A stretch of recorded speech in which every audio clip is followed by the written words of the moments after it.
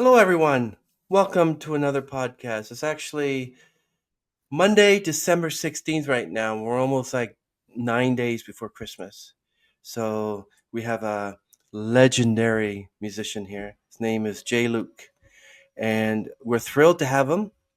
He's been a dynamic force in the music scene since 2003 with over 500,000 streams of his music. He's played in bands like The Mess, Sorrowsun, and Reach for the Sky. So much eclectic. That's amazing. And has shared the stage with legends such as, you ready for this? Duff McKagan of Guns N' Roses and Joey Belladonna of Anthrax. Wow. Uh, After Thank you. facing challenges with his early bands, Jay launched a successful solo career. His debut album, It's About Time, features contributions from notable musicians and showcases his diverse influences. Jay's subsequent albums, including Vandalized Memories and Alone in the Crowd, have continued to captivate audiences. His latest work, Me and My Demons, released in October 2023, which was last year, has already hit over 100,000 streams. We're excited to dive into his journey and music today. Hello, Jay. How are you? Not too bad. How you doing? I'm doing well. Thank you, Jay. We really appreciate you being on the platform today. Really interesting to talk to you and find out all about these hit groups that you were in, and that's amazing. Can you go back to the early days of the music industry and what inspired you to start making music? Uh, well, you know what? When I was really young, um, I always say that I was raised by kind of like raised by MTV. MTV came out, and I grew up with it. And when I grew up, it was this mighty force that was like you got all your news there, all your what's happening in the world kind of stuff. At least for me as a child, and I was hypnotized. I was just a sponge soaking in as much of the information as I could that was coming through that television set. And I wanted, I wanted to be what I was seeing there. I remember seeing videos by the band Van Halen, and I was like, man, that's just the coolest thing in the whole world. And early on, I said, I'd like to get a guitar lesson to my parents, and I was quite disappointed to find out that on my first guitar lesson they wanted to teach me how to play like Happy Birthday when I was like, no way, I gotta learn Van Halen.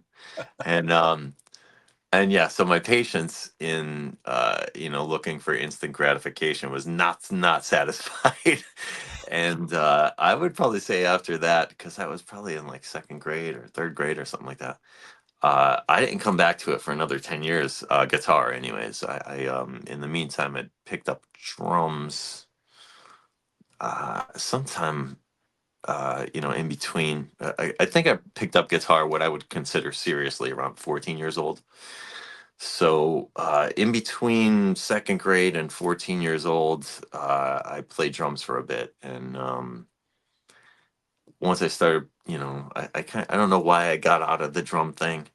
But once I started playing guitar around 14, I said, I'm going to really take this serious. But I taught myself. I didn't, go through lessons or anything like that. But I just wanted it so bad that I figured I would teach myself. And I may have, when I talk to people who actually like learn things the right way, I probably figured out that, wow, maybe I did go entirely backwards on how I went about it. But yeah, nonetheless, I still learn how to play guitar, and I'm proud of the accomplishments I figured out on my own.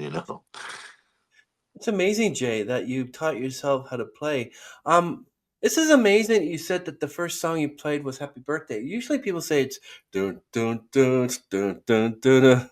Smoke on Well, the Water, well, Thunderstruck. I will correct you on that.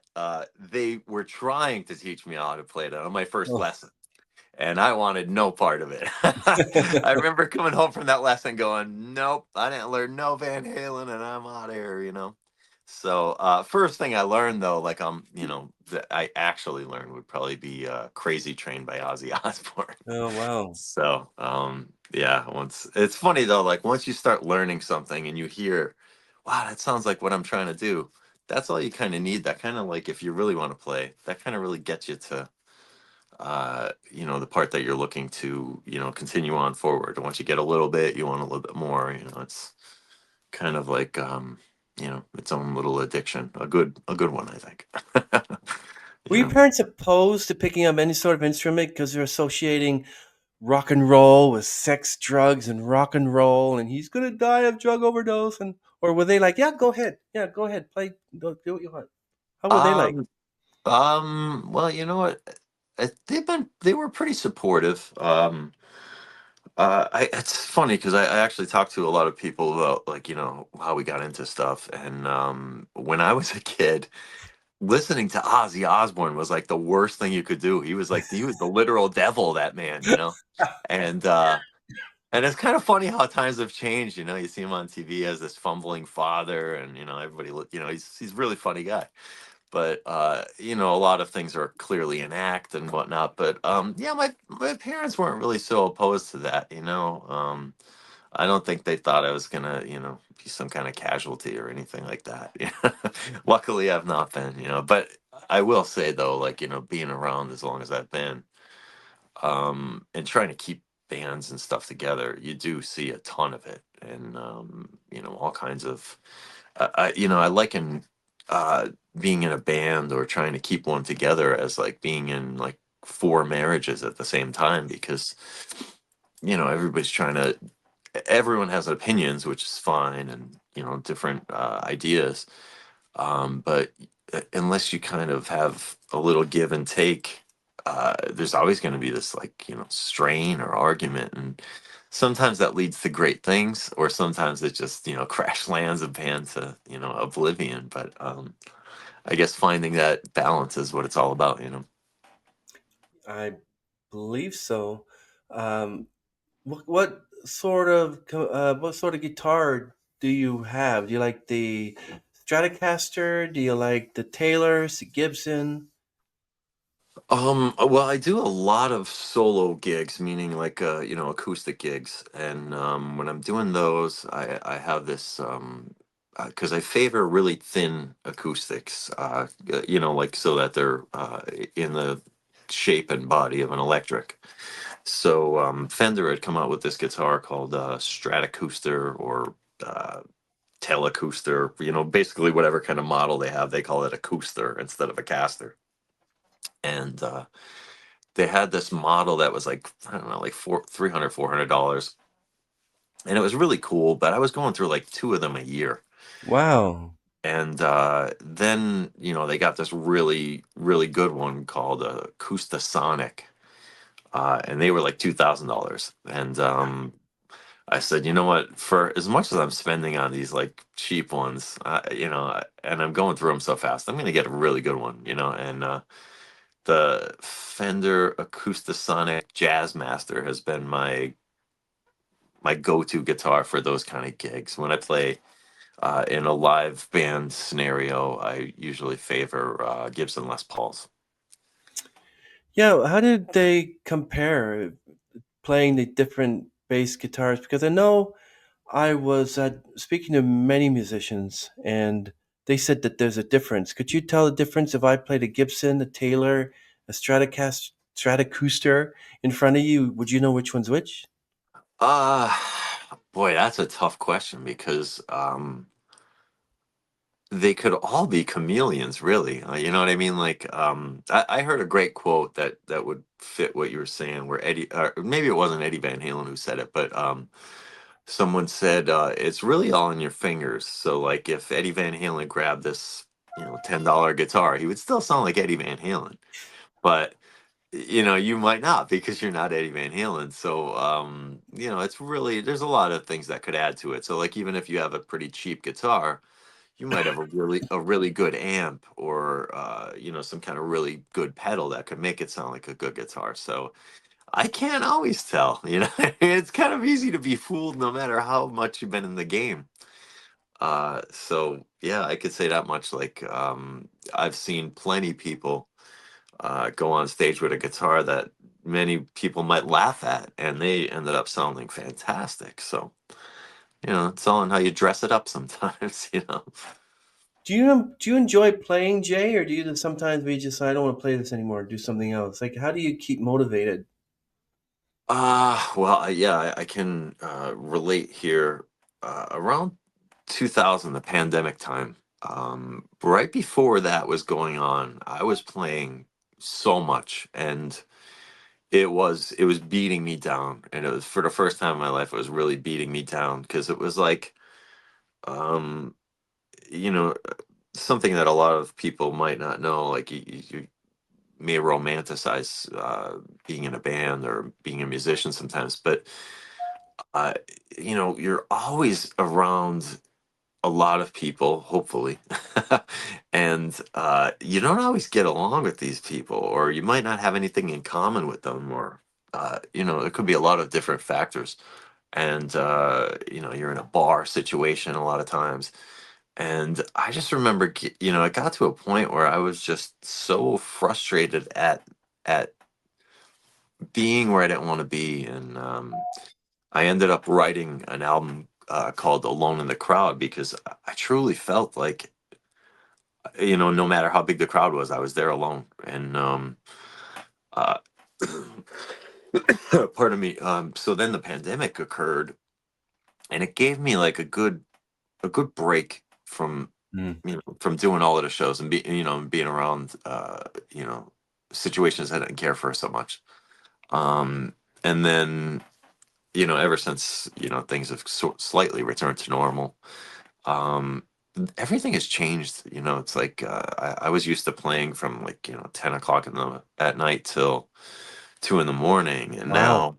now it's like the switch has been like 7 o'clock to 10, or Wow. like, over the weekend, though, I did play from 9 to 1, which was, it's like the latest I kind of play Mhm. anymore. So but yeah, everything's kind of changed after the pandemic. But getting back to your question, though, yeah, I did, and I'm kind of embarrassed about it, saying that I got burned out by playing because I love it so much. It's like, um, it's something I enjoy very much, and I wouldn't know what to do without it.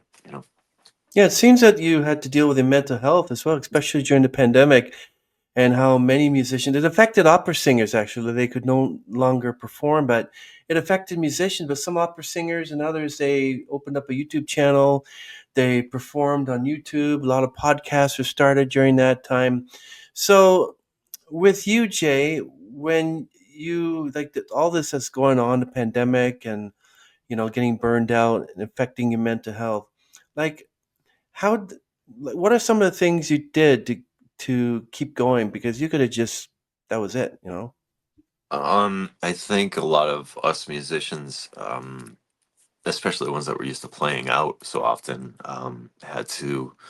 That's the thing, I guess, about musicians and artists in general, is like you always have to kind of continually adapt, or you could become extinct very easy.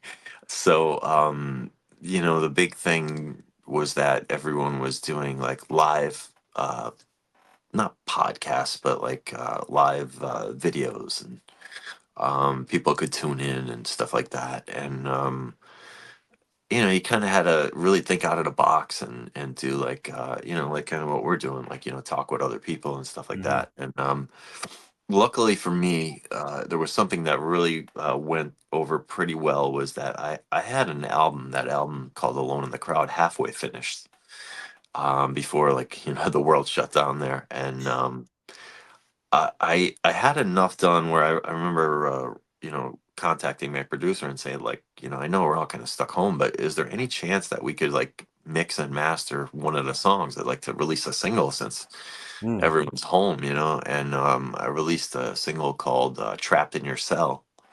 That was, at the time, it was the most successful thing I did, because, like, for one, it felt like for one time everyone was able to listen to music, or like focus on other things besides work and stuff like that, because the pandemic gave everyone Mhm. time, idle time or whatever. And yeah, so I guess I was one of the fortunate ones where I ended up doing, fairly well because of that. And, uh, just always looking for ways to, keep it going and build the momentum that's always building. And you're always in danger of losing it at any moment. So anything you could do to keep it alive is what you got to do. Yeah, being a solo artist is a lot different than being a member of the band. Like, for instance, how did playing in bands like The Mess and Sorrowsun shape your musical style? Um, well, it's funny you mentioned those two because the other band, Reach for the Sky, I'm still a member of. So those two bands, they were like my first taste. They were my first bands, and I put everything into those bands. Just so much belief and heart and everything. But it was also a very big learning experience for me that how it was something actually you carry on through life, not just playing music. Is that how you think isn't how everyone else thinks. And I would have like, and I still feel this way. Like if I'm sick or something's going on, I will never cancel a show. Like I feel like that is like the biggest slap in the face. you know and that's just me. A lot of Yeah, people shouldn't think that. I shouldn't even think that way, but I do. And I take things very personal like that. So trying to sometimes just get people to practice and uh certain shows. And a lot of people just didn't feel the same way I did. And we always I'd always said that we were like a really good sports car with one wheel that was always falling off the car, meaning that like one member was, constantly, losing one or whatever. So, yeah, I learned a lot from those bands. And we played a lot of shows, and all of it was, a great learning experience. But it got to a point though where I was like really heartbroken that we couldn't keep it together. And I remember just saying, you know what? I think after, well, let's say I started in 2003, hmm, and my first album, it's crazy to say that my first solo album came out in like 2017 or whatever. wow. But all of that time, I really had belief that one of those bands was actually going to get it together, and we just didn't. So that's when I said, you know what? Enough. I'm going to go and make my own album, and I'm not going to look back. And fortunately enough, I found an immense freedom in being able to do what I wanted. And being able to just saying like maybe we should try this or do this in the studio. And it's still such a joy. Wow. It must have been quite invigorating and quite a joy to play with legendary, iconic artists such as Duff McKagan and Joey Belladonna. What was it like? Well, I could relate to when you mentioned earlier about starting out and absorbing stuff like a sponge when I was a kid. Taking in all of these bands and learning all these facts and all this useless information about all these artists. Uh, and the band Guns N' Roses came out, and holy, I just, still to this day, I don't think a band ever had so much of an impact on me. They just sounded so different, and they were just wildly dangerous, and it was just a really exciting, thing that came out with those guys. So I had always thought like, wow, what a great band, like in a really stagnant time for rock and roll. They like came out like a stick of dynamite, like that, so unpredictable and magnificent. The songs were great. So all of these years would go by, and I remember, yeah, it came to us that like, an offer to play with a member of Guns N' Roses, and I said, oh Wow. wow, how about this? I'll take that. Yeah. Wow. And I will say about him in particular, Duff, was that for a guy who was in the biggest band in the world at one point, most humble guy you'd ever meet in your life. And that was also something that I really thought was important to see because I have met and actually played with a couple other heroes of mine who I can't say the same, and it really Oh, kind of sucks when that happens, you know. wow. So at least I could still look up to him and still see a lot of positivity in him, you know. So Anthrax, I think, is one of the biggest heavy metal bands, I think, next to Quiet Riot and Metallica, probably, I think. What do Uh, you think? well, with the heavy metal scene, I would say that Metallica was the West Coast, and Anthrax. I think Anthrax was probably the only notable one at the time from the East Coast. Well, that's unfair to say, but like the big standout, I would say for sure. And that's another one. That guy, the lead singer of that band. Uh, Really nice guy. Like, wow, so down to earth. And just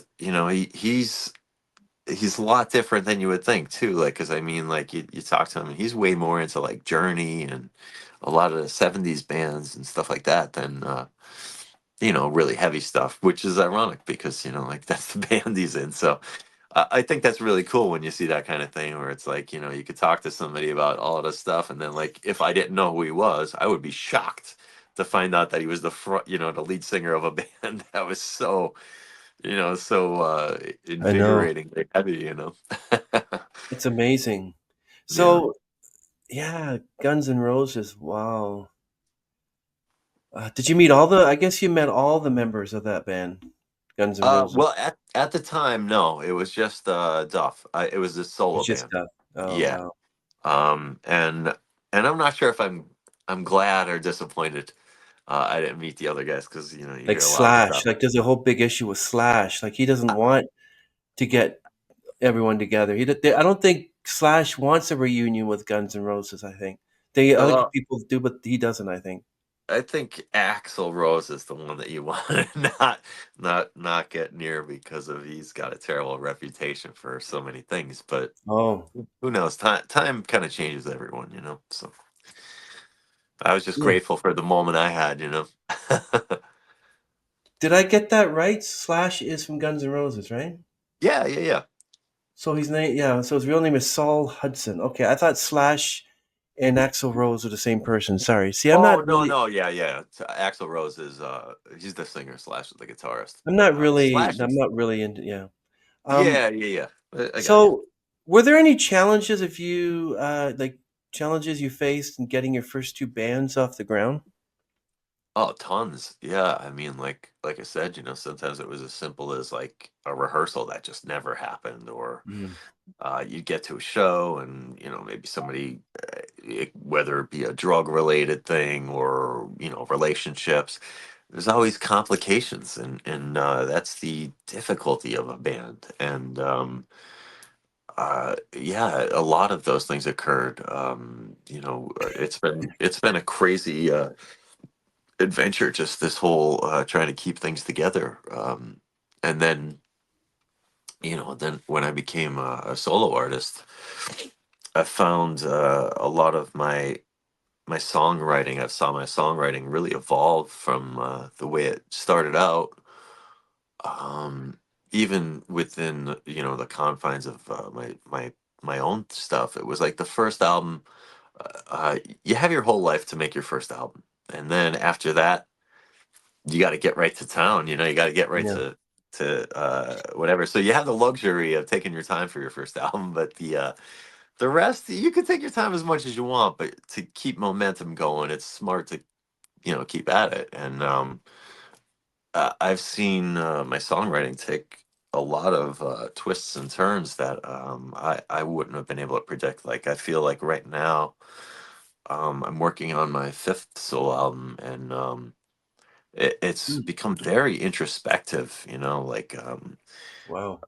um you kind of I don't know, it's like I'm seeing myself in a different way, and I'm trying to um do good of it, like trying to make sense of a lot of things that sometimes you're oblivious to a lot. I just wrote I have a new single out called Tornado of Mistakes. Mm. That was like it was written in the I guess the point of view that like sometimes you have this real you look at things through blinders where it's just like you see here and you Mhm. don't see what's going on around you. And the song was basically about like how just because you're looking here doesn't mean what you're doing isn't affecting everyone over here. And it there's a lot of honesty in it, and I felt like I may have hurt a lot of people by just being so driven on this front and not looking, side to side, Wow. So you think you made a right decision becoming a solo artist, and you don't like? I know you're in this new group, but you're also a solo artist. So how are you fitting the pieces together? Why do musicians do a solo and be part of the group? Like I know that Robbie Williams was part of Take That, so he did a lot of good solo work. And I never liked Take That, but a lot of his solo work was pretty good. So what was going through your head when you made that decision? Like, don't you like just playing bands, or do you want the center focus to be on Jay Luke himself? uh no, it wasn't that. It was when I was, with the first two bands that failed to do what I was hoping they would do. um I at the time, more than anything, wanted to get an album out of the songs that we had written. And I had written enough on my own that I didn't need, the partnership of the other guys. I had my own songs. So I was real keen because it felt almost embarrassing to me that I've been playing since 2003 and I didn't have anything out. So I put it out. I got it together, and I had the freedom of kind of picking who I wanted to come in and play little bits and this and that. And yeah, it kind of started that way, out of frustration. But then these guys that I grew up with pretty much said, we're going to start a band that initially it was a tribute band. And I said, well, that'd be cool. We'll do that. And it's grown into, we actually have four albums out as well. Or we're working on a fourth one. I'm sorry. It's tough to keep track sometimes. But and that's been a whole different thing. There's not a lot of disagreement or the same problems I went through with the previous bands. And in regards to your question, it was almost sort of like uh, I, it's nice to know I have the freedom to do what I want if I so choose to. Versus being strictly in a band where uh, you kind of have 25% of the decision making a lot of times, if that, or maybe more. It all depends on what kind of band you're in, I guess. But yeah, so it's nice to have options, I guess. And I think a lot of other artists may agree on that, like as far as why they would do a solo thing. But it wasn't ever my intention to be a solo artist. I really believed very much in the band The Mess, and I thought that was my baby. It was my baby for a long time. So letting that go is a tough one, but I think it was the right decision for. That's interesting. What was your motivation, the story behind that debut album, It's About Time? Like, what was going through your head that I got my first album, I'm going to release it? Well, right down to the actual title. The title is kind of a joke. Like it's about It's time About now. Time, right? So I was yeah, I looked at it as Carlos Santana, right? Yeah. He had that album in the 90s where he just had so many guests and he had a lot of hits on it because of it. And I looked at like that first album, like, I have these songs, and I am a lead guitar player. I don't consider myself that much of a lead guitar player, but I am. But I said, you know what? I'm gonna get all of my friends that I'm in the scene with, and a couple of people I really looked up to, like, Mhm. like you could consider famous or whatnot. That came in and played little parts on the album, and it was like this great, like all-star kind of thing. The first album was, and I'm very proud of it. But every album since has had a pretty, you can almost say, the same band lineup, studio musicians or whatnot. But there's a guy named Michael Duds McDonald, who is this incredible lead guitar player that has been basically my partner since album number two. Wow. And you know, I'll basically go into the studio and put down my ideas or the rhythm and vocals, and kind of skeleton out the song, and then I'll present it to him as far as like, do you hear anything here that you might want to do, or solo, or some type of harmony or whatnot. And it has yet to go bad. Which, if I had some wood around here, I'd be knocking on. But yeah, it's been absolutely fantastic partnership, and there's no arguing or anything like that. So and yeah, it's like that same saying, what's not broke don't, or what's not broke you don't have to fix, or whatnot. So I'm very grateful for the lineup and Mhm. personnel that has been working with me for these albums. Yeah, I mean, like the recording process must have been like grueling. Once you get a hang of it, it's quite. I often say, like, if I'm in the studio, or if I'm say shooting a music video or something like that, that's the time where I feel most comfortable, I think. Not that I don't feel comfortable playing live, which ironically, like when I was a kid, I would never speak in front of people. I was terrified of it. And I remember uh saying to myself, like, if you want to do this for a living, if you want to really be a musician, like, you got to get over this. So I somehow managed, to I wish I could get over other things as quickly as I got over that fear of being in front of people and speaking. So now it's almost like I feel more comfortable being in front of people than not. But the process of recording, it's a whole different animal, and there's a lot to it, and you can make it as complicated or as simple as you want. Like, the possibilities are literally endless. I mean, unfortunately, I think I chose two professions in life. I'm a musician and also a graphic designer.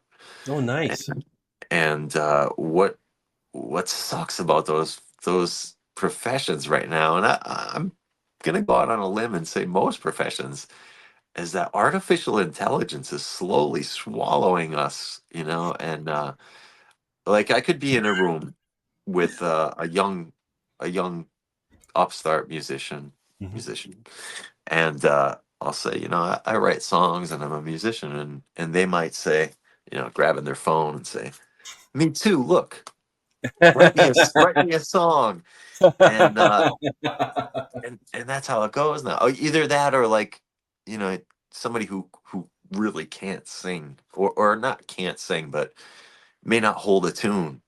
They have auto tune. They have all of these like ways to fix all kinds of mistakes. So much so that you don't have to be that talented, and I hate that's a thing. Like, and same with my graphic design profession. It's like, I put a lot of time into art and working on Hmm. these things, and to see that you could just dictate these prompts into a phone and make stuff Yeah. happen. And it's not so much that, it's that people do that and say, I'm an artist too, look. It's like, that kills me in the heart. But trying to see the positive in these things. But you can use them for good, but it's the evil that you could use them for, that's a real problem. I mean, like, there's a real problem where you could mimic voices and stuff like that. So, like, Yeah. there's all kinds of scams where, like, Hmm. grandmother calling someone saying they need money, and it's not the Yeah, grandmother, and stuff like that. I So know. scary. It's very scary. So I take it that AI does not factor in your music creation, or have you decided just to avoid it altogether? I don't personally feel like, what I will say about me and my songwriting is I like it to be very real, and I like the Hmm. lyrics to be about situations that I lived through, or I've observed, and none of it is hypothetical, really. So I would feel like a complete fake if I had utilized artificial intelligence Yeah. to, whatever. And I don't know, I've really not seen a good or maybe I'm just not aware of it. Like I know, here's one I do know that they used artificial intelligence on was Paul McCartney and Ringo Starr made One Last Song by the N- Beatles. Now and then they used AI to extract John Lennon's vocals from the piano. And I Yeah, gotta say, whew, that is a yeah, good one. That one yeah. right there was maybe the best use of AI, because I remember me and my girlfriend, we watched the video, Hmm. and I couldn't keep my eyes dry. I was like crying like a baby. I couldn't believe how beautiful it was. Yeah. You talking about the documentary? Because that was good too. That too, but like the actual music video for it, Oh yeah. where like they would show them singing and playing stuff. It was just so emotional. Yeah. Yeah, that's amazing. So with your debut album, It's About Time. So how did you choose the musicians? How do you know that they were right? Uh, well, I did take a chance on a lot of them. um, in most cases, I would say with almost every song I've written, I go in there without. Uh, I go in there like knowing how I hear it, but also you have to understand and be a bit adaptable to knowing, if you play with other musicians, that how you hear it's never going to kind of be how it comes out. Like you Mm, almost have to just accept that as how it is. Um, so I would go in and record the rhythm tracks and, lay everything out down and do vocals and whatnot. And, whatever lead guitar player I brought in, I would like hold say, all right, play what you think is going to work out, and we'll see how the take comes. And if it sounds, because I'm not really the guy that's going to go, that sounds terrible. But the people that I brought around, I believed in 100%. And I'm, really honored by a lot of the performances and yeah. people that came through. They were just, people I've known for forever, and a lot of them that, like I said, I looked up to. And so, yeah, it was just a matter of, I guess, who I felt, knowing how people played, which one would be right for which song I was going for. Yeah, what sort of themes are you trying to go for? Like, for instance, what kind of themes or influences can listeners expect from Vandalized Memories? Uh, I would think at this point now, each album and almost each song kind of tells a different story, or it's like I could see a song and I could tell you where I was and what I was Mm. thinking. And Wow. um, with like Vandalized Memories, it was like I just got out of a long relationship and started a new one, and Mhm. there was a lot of chaos that was involved, Yeah. and I tried to put that all together, sort of, and then that was kind of like I guess the genesis of that. And then Mm. the next album would have been Alone in the Crowd, which I kind of explained a little bit about how it started with me, pretty much just being burnt out of playing live. And not every song related to that, but it was kind of like where my jumping off point. And Mm. um, just really personal themes, I guess. And then the most recent one I did, that's uh, called Me and My Demons. That one I think was the most personal album I've done so far, where it was like, um, the idea of that was like, working full time, Mm. leaving work to go right to a gig that sometimes you had to drive an hour away and then drive another hour home, and then in the meantime play 3 or 4 hours and barely any sleep, and then starting it all over again. And it was very frustrating, like, um it made me question my own reality a lot of times. And i I remember coming home one night, and I was like, like, in the hours of whatever it is, 3 in the morning, when it's 3 in the morning and you have to get up at like 7 o'clock, and this is a constant thing. uh, I felt like what I was doing was sitting with me and my own demons, you know. And I don't know where the title sparked out, but I was like, wow, yeah, I'm gonna run with this one. And I felt I had so much material because my job at the time was so frustrating, and Um, I was, I'm in the process, like I said, in an introspective way of songwriting, where I was like going, Hmm. I'm going to turn this into something positive, whether it's like completely unpositive in real life. I want to make what I'm dealing with in a, use some sort of positivity to spin it into something good, and I think my main goal was to try to like let other people know that whatever you're going through, you can get through it, and I wrote a song like that album in particular. Like I said, it's so personal, but it like deals with a lot of what I was going through. But at the very end, so it's not like a totally negative or bad experience, is that there's a song called "All We've Got Is Now," Mm. and it was like this great resolve to this complicated, wild, stressful story, and meaning like focus on where you're at right now. Don't think about what you got to do tomorrow, or dwell on yesterday. Just right now is the most important time. And we won an award, a Rock Song of the Year award for that. Mm. Wow. And I can't even tell you, like, it's probably the thing I'm most proudest of, now that I think about it. Like, other songs may have gotten more streams or more radio play or something like that, but that song really, it was a personal triumph for me. Yeah, talking about positivity and trying to take something and turning it into positive. How are you going to do that with song "Trapped in Your Cell"? How is that going to be positive? I could tell you what that song's about. I don't like to give too much info on stuff like that, but that song was written while I was playing at a show, or I was at a show, and I saw a couple right next to each other that wasn't talking to each other but Oh, texting to each other. oh, what? Cell didn't mean prison; it meant phone. Wow, really? I've never seen that before. Yeah. So, and more, I just, you kind of get. I was very frustrated about how, Mm. I don't know. You just see how even a simple thing like in a text message could be so much more complicated than actually talking. So, you could say something and maybe you have a typo, or maybe whatever, and it changes everything. Like the other person, I think the big danger of it, and why I wrote it, was that like there's no voice that comes through.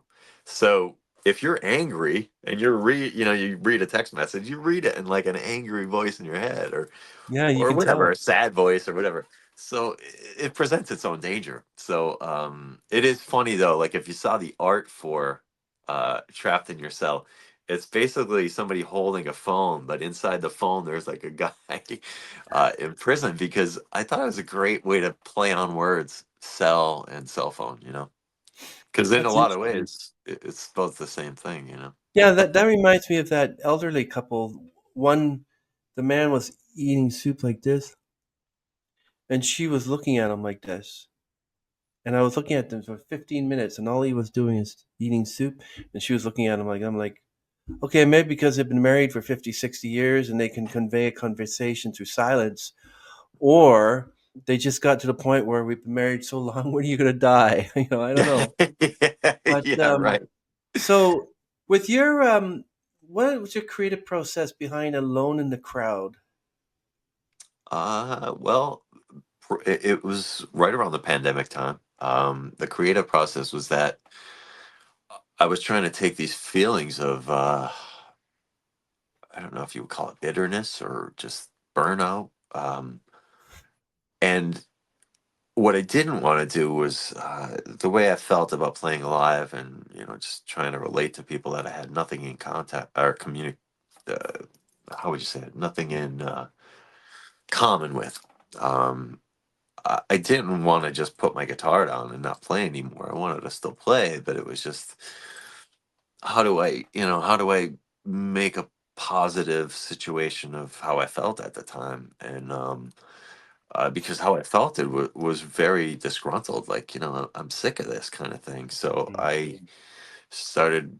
messing around on my guitar, and I was like, oh, I think I have a good idea for whatever. And then the lyrics kind of just came to me. It was just sort of about like, detailing how you see some things that you don't want to see while you're playing live, and you're around people you might not want to be around, but it comes with the territory of what you do sometimes. Like if you're a public person, you have to be in public, and you may not always be able to choose who's in the public, Hmm.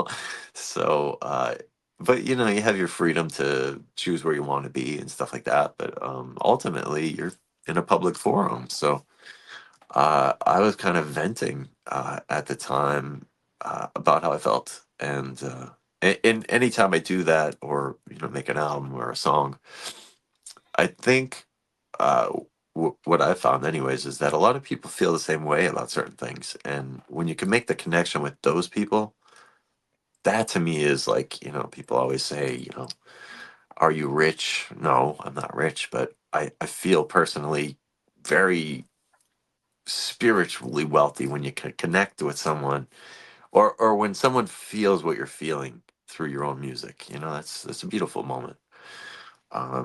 So my journey of introspective songwriting and all this and that has kind of made those connections with people. So I'm very grateful for that. You know.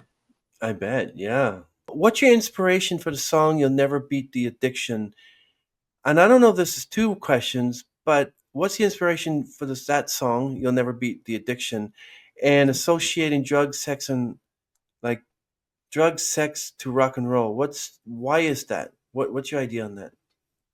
Like what Um, you'll never beat the addiction. What addiction?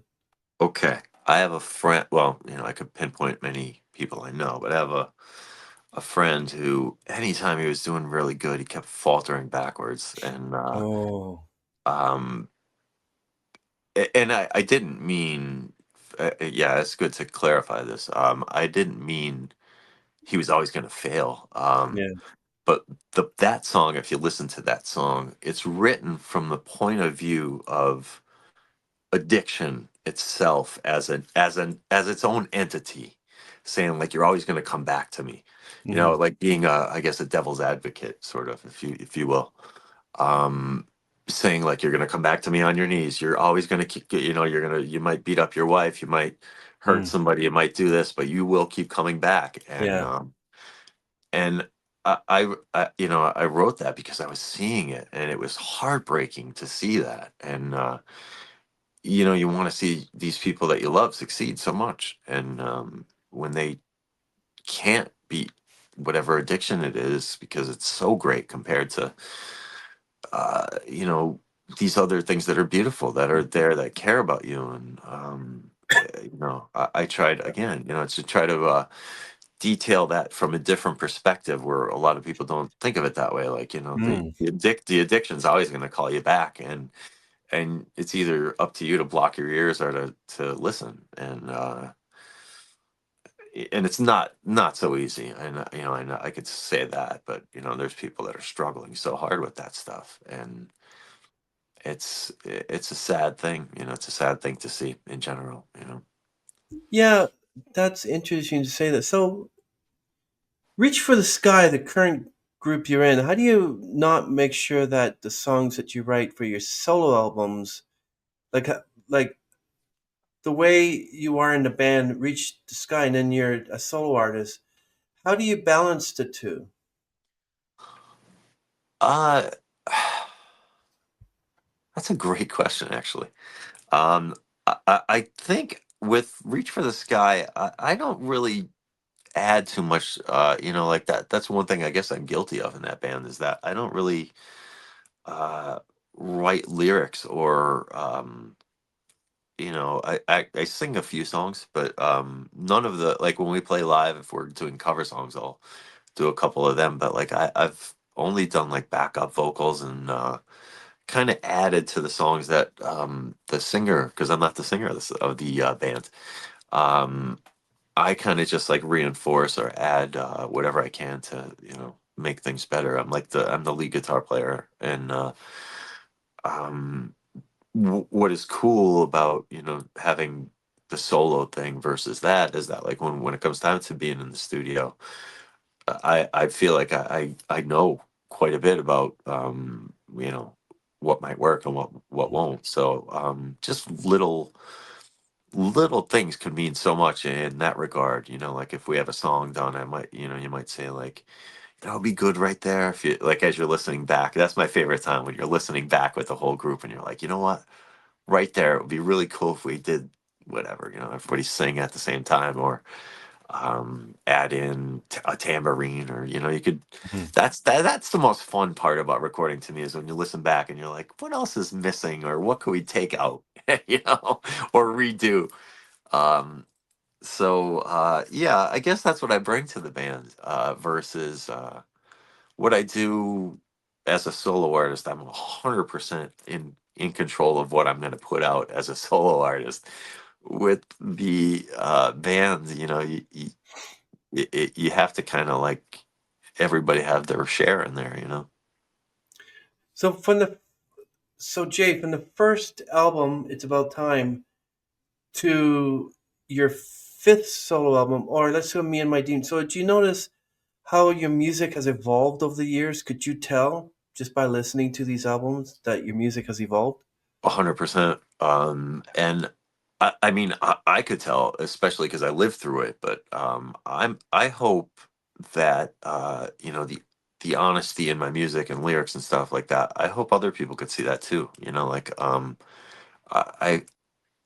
I was sort of like a I don't want to say a veteran, but I've you know played for so many times, so many shows or whatever between when I started playing music till when I started recording that I knew quite a bit about you know music and what I felt would work. But as I said, you know those songs that you bring to your first album, you have your whole life to bring there. Hmm. It was kind of like a lot of stuff that I built up over the years. So after that first album came out, then I had to like you know kind of either which I do have a whole bunch of songs that I still kind of pick old ones here and there now, but I love to keep writing on whatever I'm feeling and stuff like that, whatever I'm going through. And I think after the first album, it started getting really zoned in on what was going on in my life, and then you know, next album was another topic I was dealing with, and you know, so on and so forth. And I you know, I know quite a bit of artists that use you know kind of music and songwriting as its own therapy, kind of, you know, and um, you know, it's good for your mental health versus not being. You know, like sometimes it could be. You know, you mentioned sex, drugs, and rock and roll. Um, you know, you could use it for good. You know, for and not let it take you down a horrible road. You know. But sometimes you have to go down the horrible road to get to the good road too. You know, that's the other thing to see what's bad and what doesn't work, or however that is. You know, We're naming an album "Me and My Demons." People can ask you, "What demons do you have, Jay? Share it uh, with us." my demons were stress. Stress was the biggest one. You know, Yeah, work related stress, no sleep, insomnia. You know, a lot of stuff going on with family and yeah. relationships and you know all kinds of battles that people fight that you might not know they're fighting, and all of this is in your head, and you know you might not show it, but sometimes it's like your head feels like you might be in a room with somebody and you might say, boy, that's a calm guy over there, and then his head is like poof, it's ready to blow up like I a know. Yeah, you volcano, you don't know. really know what people are going through. Yeah, so that was kind of what, you know, I'll be honest, that's what I was going through, and so I let it all out for that album. Me and my demons came exploding out, and to date, like that album has been the most successful thing I've ever done. Especially that song, "Me and My Demons." It's the most streamed thing I've done, and I'm incredibly proud of it. You know, because it was a real honest look at you know, what I was going through. You know. Yeah. So when you have creative blocks, how do you navigate through them? How did you get over them? Um, I find that. if you're struggling to find a lyric or maybe a guitar part or something like that, um, forcing things never really is my thing. I'll walk away from it for a bit, but not like not for a month or anything like Mm, that. I'm talking for maybe a couple hours or something like that. Um, because I don't know. I feel like if I were to force something really fast, like if that, although I do work good under pressure, sometimes I won't even get into writing a song until I know like I have to be in the studio in a couple yeah. days. So that's another weird thing that I found that as time's gone by, like I write songs a lot faster, knowing there's a deadline to them. And not so much a deadline, but like I have to be in the studio on Tuesday, so I got to start working on a song on the weekend or something like that. Which a lot of people would go like, "Why on earth would you wait that long?" But everybody's got their own formula. Yeah. So with the block thing, yeah, I don't know. There's really no formula that really I'm set on, but I will walk away, or maybe watch TV or do something like that. Maybe go for a walk. Who knows? Just anything to say, all right, I need to just step away for a little bit, and maybe the rhyme or lyric or the right guitar part's going to hit me, and sometimes it does. Yeah, I found the weirdest thing about being a musician is that like it's always a mundane thing that you might be doing. Whether like I find cutting grass, when I'm cutting grass, my brain just is like in this weird creative mode. So I'll stop many times while my yard is like halfway cut, and I got to go in the house and go, oh God, I have to write that down or I'm gonna forget it. And or driving. A lot of times while you're driving, you kind of like, your brain's going, and it's like, oh, geez, that's a good idea. Maybe I should pull over and write that down. So yeah. But the main thing is writing it down. If I don't do that, then it's gone forever. Like no matter how good the idea is, I have to instantly write it down or I'll forget about it. Yeah, that's interesting. I do that too. Um, so you collaborated with a member of Quiet Riot and collaborated with a member of Guns N' Roses. Who is your ultimate collaborator? Who would you like to collaborate? And it doesn't have to be a heavy metal artist or anybody. It could be anybody, even an opera singer if you want. Who would it be? Oh, like just like an all-time dream. Any musician, yeah. All time dream, yeah. Uh, I think Keith Richards of the Rolling Stones. I love him. Wow. Yeah, he's a big time influence. Okay. Yeah, I would probably say him for all time. That would be really cool. That would be an experience I would never forget. I'm sure. Yeah. Well, that's interesting. Yeah. So, what role do your fans play in your music career? Do they? Um, I'm so grateful for so many things, and I think when I started writing and putting stuff out, I kind of did it just with the mindset that like I've been playing so long, I have to put something out now. I feel like I've been I wasted a lot of time. That's why I called it It's About Time. And there's a lot that you could say about the music and the state of music right now. It's difficult. It's good. It's what is it? It's not like it used to be. Charts don't really matter, and radio doesn't really matter. It's bizarre. There's no like formula where it used to be charts, music videos, and stuff like that. Now it's likes and shares and playlists and stuff like that. Um, and you're constantly adapting, but somehow my music finds its own audience, and I'm so grateful for that. You know, uh, I might put out some, like I said, I put out these really personal songs and stuff, and there might be no one in my own town that gets it, but there Mm, might be somebody across the planet that's like, wow, I get it. I get it.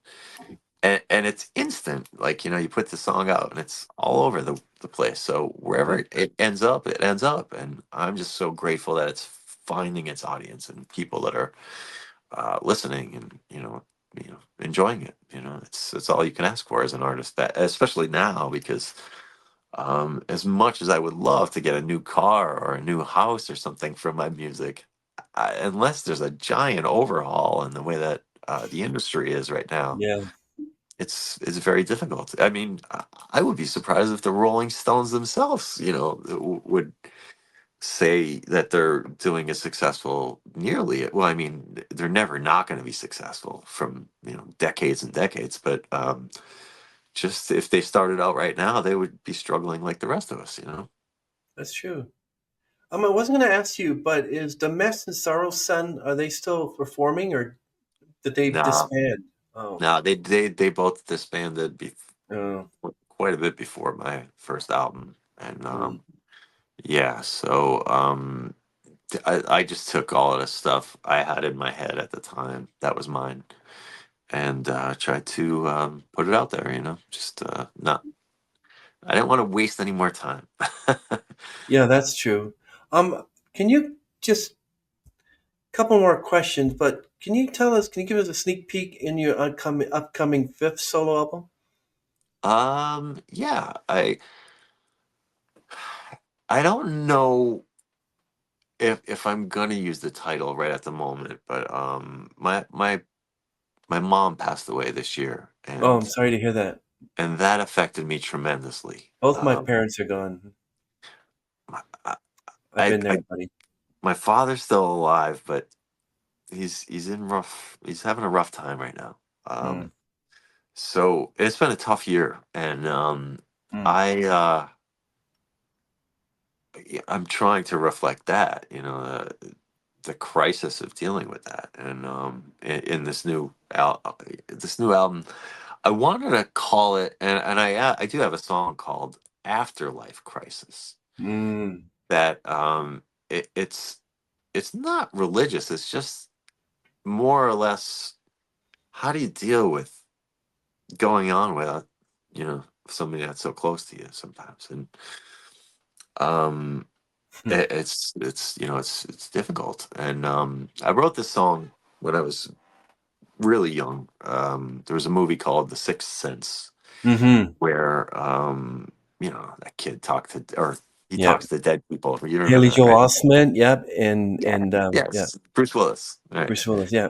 So I wrote that song and forgot about it, and I watched my mom, who didn't have dementia, but she had a liver disease where Oh, she was almost hallucinating, wow.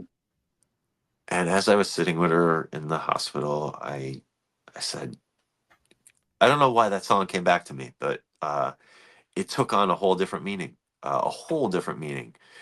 It was initially written because I watched that movie, and I was sort of talking about like speaking and seeing imaginary things, like the Yeah. movie suggested. Yeah. And then I watched my mom, and I said, "Oh my God, that song." It just came flooding back to me like a tidal wave. And I said, I'm going to rewrite that whole song. I mean, the idea was what it was, but what it is right now is something so different. And it meant something so different. So, that's another thing about music. It could change quite different on its meaning. So that was kind of like the jumping off point for this new album, like my mom was still alive, but what she was dealing with, I Yeah. was trying to, kind of put into words and music. Wow. Wow. I was a guest on a podcast today, finally. I Yeah. love being the host of a podcast, but I love to be on as a guest. And we were just talking about that, writing songs about experience. One of the if you lose somebody, and I always bring this up. People are going to hate me when I keep bringing this up, but there's a song called "Wreck" by Imagine Dragons. Dan Reynolds wrote it about his sister-in-law's brother's wife who passed away of cancer. So he wrote the song "Wreck" because of how he was feeling because he was close to Alicia. And if you know the song, it's a great song. But Uh-huh. if you've never been there, if you've never lost anybody, it doesn't make sense. So I was saying the same thing because I lost my mother, I lost my father. I could write a song about them, but only when you're feeling it. Like I can understand you lost your mom and you're still feeling it, so you could write a song about it. But I Yeah. lost my mom 30 years ago. I lost my dad almost the same time the Twin Towers fell. Yeah. I could probably write a song then, But now it's sort of like it always goes. It's always with you, and there's always a darkness in there. And the song "Empty Chairs and Empty Tables" by Les Miserables. Come Yeah, on, Les Miserables. There's a song called "Empty Tables, Empty Chairs," and that whenever I'm at family Christmas dinners, there's always like chairs that are empty, and that song always comes to my that's mind. that is a But tough one. Yeah, but unless you've been there, like when my friend he said I when my mother died, he went to the funeral. He was like, "I'll never know what it's like to lose a parent." But the day that he lost his mom, he's like, "Oh yeah, I know what you mean," you know. yeah, So, but people who sing wrecked, and I sing as well, and sing cover songs, and I you can't sing wrecked unless you lose somebody.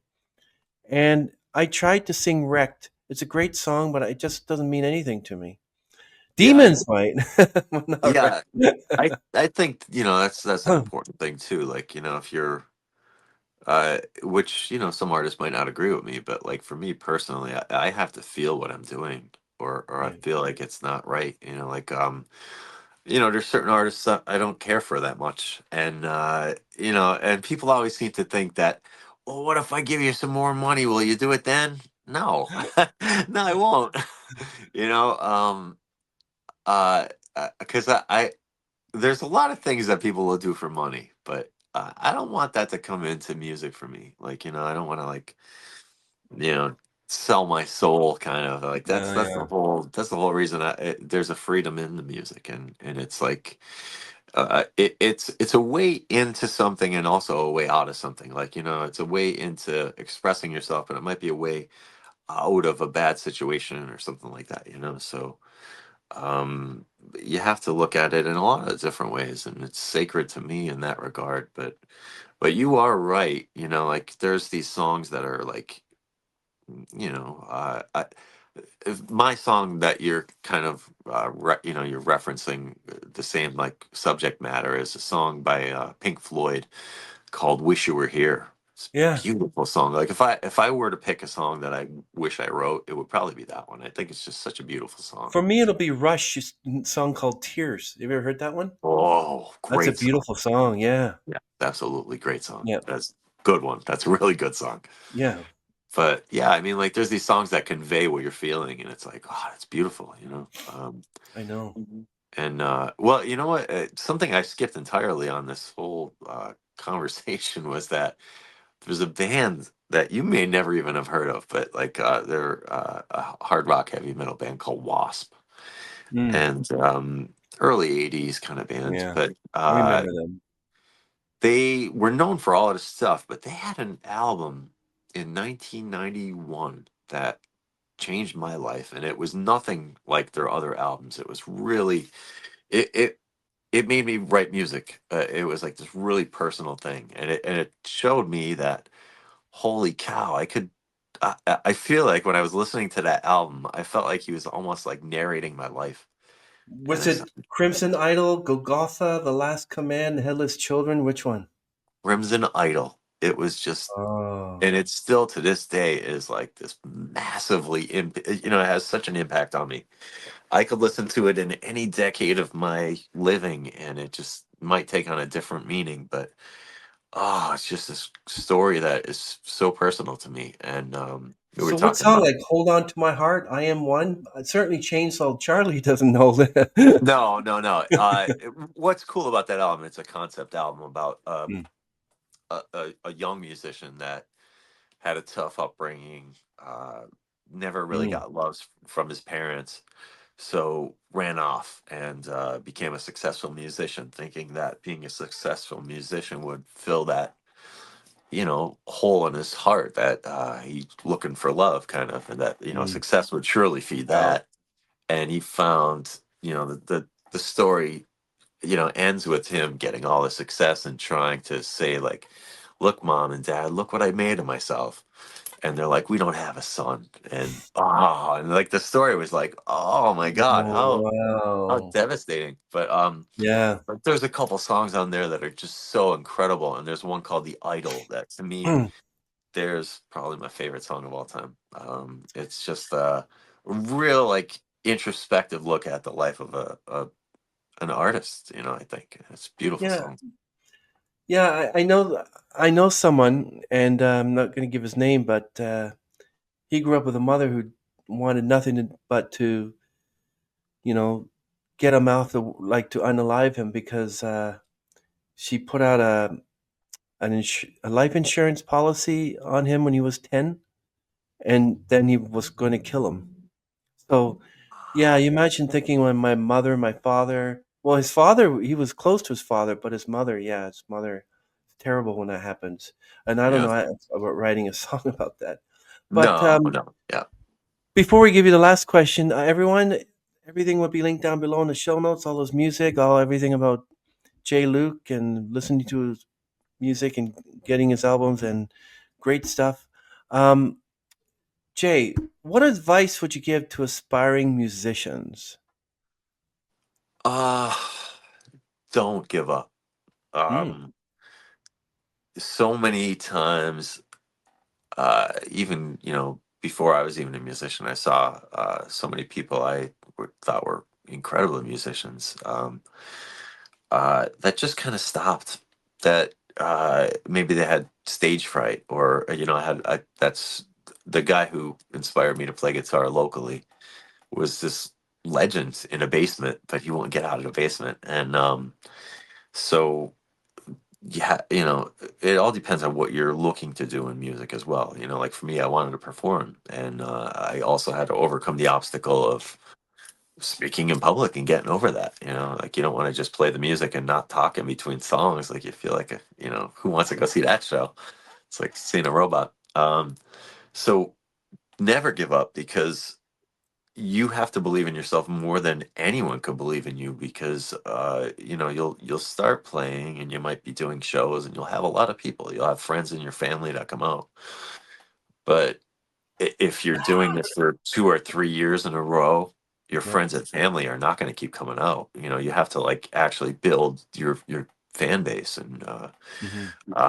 and I don't want to say that in a condescending way. Like, I mean, you play your first couple shows, hopefully you're good and you're talented and stuff, but people will still be there, like hopefully supporting you. And after a while, the friends and family phase goes, and then you have to, really like say, like, how am I going to keep the people that are here, or how am I going to, be entertaining in whatever regard you're doing. But there's always going to be somebody that's going to try to tear you down, always. And Hmm. like, critics have no other role, I think, sometimes in life than to be frustrated failures of musicians themselves, and Well, to yeah. to I'm gonna be honest with you, and I'm not going to delete this. Usually, when I give this story, I delete, but I'm not doing it because I want everyone to hear this. So, I'm a tenor, Mhm. and I was in a relationship with a girl that was 20 years ago, and we got a townhouse together 7 years. And she was a great singer. She sang at her church, beautiful. She'd even sing in front of me while we're having coffee, and she sounded like an angel. I'm like, drinking coffee, right? And I supported her 100%. Until the day that I was caught by her singing when I was cleaning the house, and she goes, "Don't give up your day job." I swear to you, Jay, I didn't sing for 10 years after that. That was like taking a knife and jabbing me in the temple because that was it. I Yeah, was done. yeah, Um, I get but it. then, yeah, so that's what happened. But I sing now because I had a relationship where she was a flutist and she said I had a beautiful voice. And I said, "Oh, okay." So then I started again. But for 10 years, I didn't have a note come out of my mouth. So there you go, Yeah, everyone. Don't yeah, listen to people, not even your dates. yeah. Well, that's the thing I've found is, like, the people closest to you may be your harshest critics, and Of course.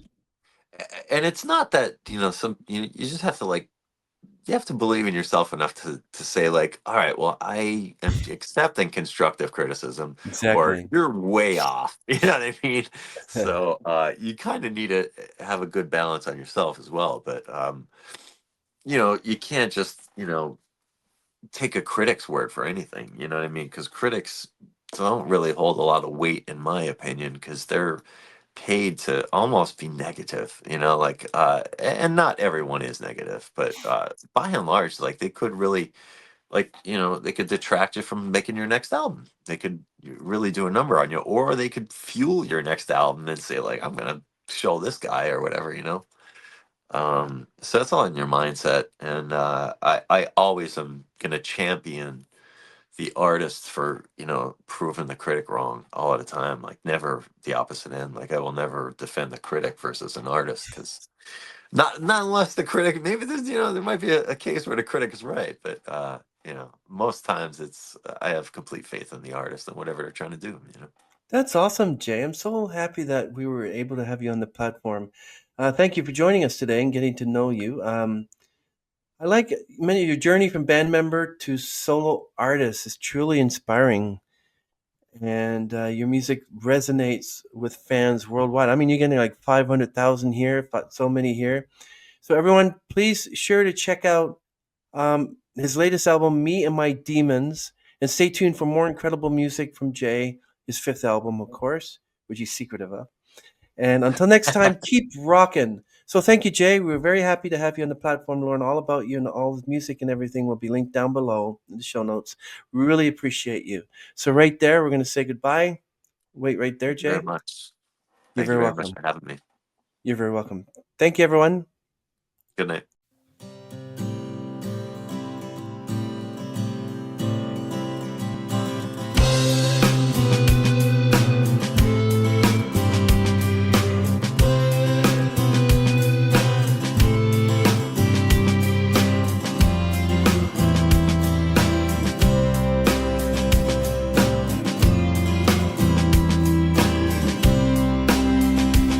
She's the quiet girl with the loud mind. I could smell her perfume in my dreams, like a clue she left behind. She's lost for me to find. I could see her if I was blind. She wrestles with the sanity nobody lets her heal. The selfish world, it never cares when she cries or how she feels. Her pain she can't conceal, but her glow is oh so real. It's nothing that you did, so keep your head up, kid. Keep your head up, kid. The key to happiness belongs in no one else's pocket, 'cause there's always hurt when someone else throws away the locket.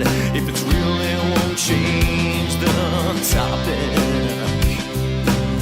Everything else is toxic. Her emotions frayed through the chaos and the war. She challenged death when she couldn't take it anymore. But like an angel at the door, we fell in love on the 7th floor. I watched as you slid, so keep your head up, kid. Keep your head up, kid.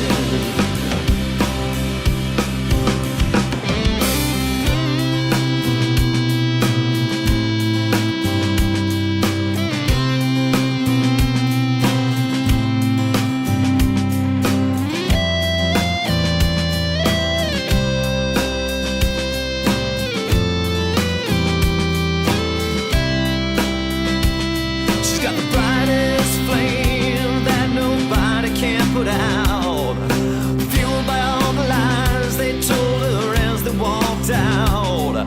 Nothing left to talk